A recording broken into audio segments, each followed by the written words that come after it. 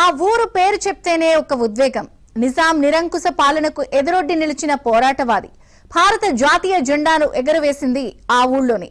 నిజాం సైన్యాలకు చిక్కకుండా ప్రాణాలకు తెగించి ఆయన వెళ్లిపోయిన తీరు యోధులందరికీ ఆదర్శప్రాయం. ఇందుకే ఆయనెవరో.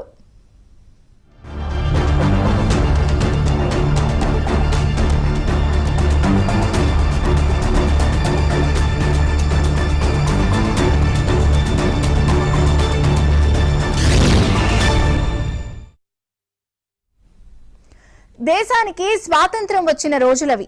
దేశమంతా త్రివర్ణ పతాక రెపరెపలతో సందడిగా ఉన్న ఉద్విగ్న క్షణాలవి. అలాంటి సంబురాల్లో దేశం వెలిగిపోతూ ఉంటే తెలంగాణ మాత్రం నిజాం రాజుల పాలనలో మగ్గిపోతోంది. నిజాం రాజు ఆదేశాలను ధిక్కరించి తొలి జాతీయ జెండాను ఎగరేశారు ధర్మపురికి చెందిన కర్నె కేశవులు. జగిత్యాల జిల్లాలోని ధర్మపురిలో తొలి జెండా ఎగిరిన చారిత్రక ఇంటిపై ఏబిఎన్ ప్రత్యేక కథనం.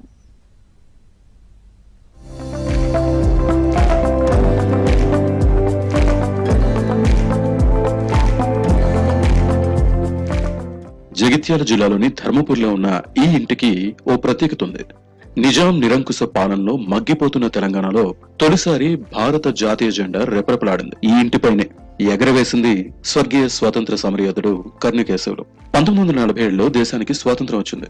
3 రంగుల త్రివర్ణ పతాకం ఆవిష్కరిస్తూ దేశమంతా సంబరాలు చేసుకుంటోంది. కానీ నిజాం పాలనలో మగ్గుతున్న తెలంగాణకు మాత్రం స్వాతంత్రం రాలేదు.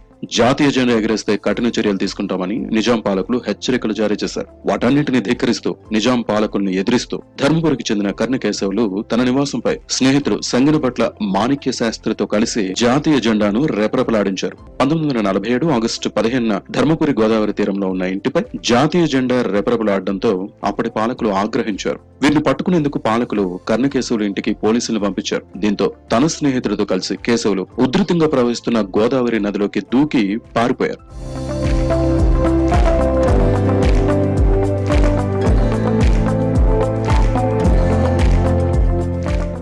గోదావరి నదిలో దూకి పారిపోయిన కేశవులు మంచిర్యాల చేరుకున్నారు. అక్కడి నుంచి మహారాష్ట్రకు వెళ్లి అక్కడ స్వాతంత్ర సమరయోధుల శిక్షణ శిబిరంలో చేరి శిక్షణ పొందారు. అక్కడి నుంచి తిరిగి వచ్చిన తర్వాత సిర్పూర్ పేపర్ మిల్ లో కార్మిక సంఘం నాయకుడిగా ఎదిగారు. అనంతరం ఆయన ఉమ్మడి రాష్ట్రంలో సిర్పూర్ ఎమ్మెల్యేగా 2 సార్లు పనిచేశారు.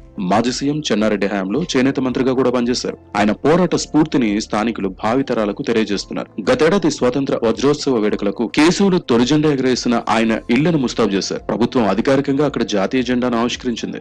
స్వాతంత్ర సమరయోధుడు కేశవులు 2019లో మృతి చెందారు. అధికారిక లాంఛనాలతో ఆయన అంత్యక్రియలను అప్పటి కేసీఆర్ ప్రభుత్వం జరిపించింది. అలా ప్రతి ఏటా స్వాతంత్ర గణతంత్ర దినోత్సవ వేడుకల్లో చారిత్రక కేశవుల ఇంటిపై జెండా ఎగరేస్తున్నారు. కేశవుల స్ఫూర్తి భావితరాలకు తెలియచెప్పాలని స్థానికులు కోరుతున్నారు. ఆ రోజు నిజాంలకు వ్యతిరేకంగా పోరాడి ప్రముఖ స్వతంత్ర సమరయోధులుగా ఆయన కానివ్వండి, ధర్మపురికి సంబంధించినటువంటి మాణిక్య శాస్త్రి గారు కానివ్వండి, వారి యొక్క ఇల్లు గోదావరి తీరంలోనే ప్రస్తుతం ఇక్కడే ఉండేవారు గతంలో.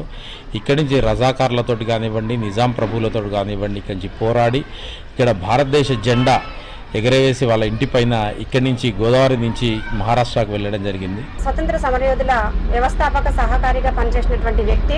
భారతదేశానికి స్వతంత్రం 1947లో వచ్చిన తర్వాతకి హైదరాబాద్ సంస్థానం అనేటువంటిది భారతదేశంలో కలవకపోయినప్పుడు, నిజాం రాజుల చేతిలో ఉన్నప్పుడు కూడా ప్రజల్లో చైతన్యము, తన యొక్క సాహిత్యము మరియు నాటకాల ద్వారా కల్పించినటువంటి వ్యక్తి. అప్పుడు 1947 జనవరి 16 రోజున తన సొంత ఇంటి పైన జాతీయ పతాకాన్ని రెపరెపలాడించినటువంటి వ్యక్తి. స్వతంత్ర ఇంకా హైదరాబాద్ సంస్థానం అనేటువంటి భారతదేశంలో కలవకపోయినా కూడా ఎగిరించిన సందర్భం లోపల నిజాం రాజులు ఆయన పట్టుకోవడానికి ప్రయత్నించినప్పుడు తన ఇంటి ముందు ఉన్నటువంటి ఉధృతంగా ప్రవహిస్తున్న గోదావరిలో దూకి అక్కడి నుంచి తప్పించుకొని పోయారు. కర్నె కేశవులు తొలి జెండా ఎగరేసిన ఇల్లు శిథిలావస్థకు చేరుకుంది. ఈ చారిత్రక ఇంటిని చూస్తే ఇప్పటికీ స్వాతంత్ర ఉద్యమ పోరాట స్ఫూర్తి గుర్తుకొస్తుంది. స్వాతంత్ర సమరయోధులను ప్రతి ఏటా గుర్తుకు తెచ్చుకునేలా వారి జీవిత చరిత్రను భవిష్యత్ తరాలకు అందించాలని స్థానికులు కోరుకుంటున్నారు.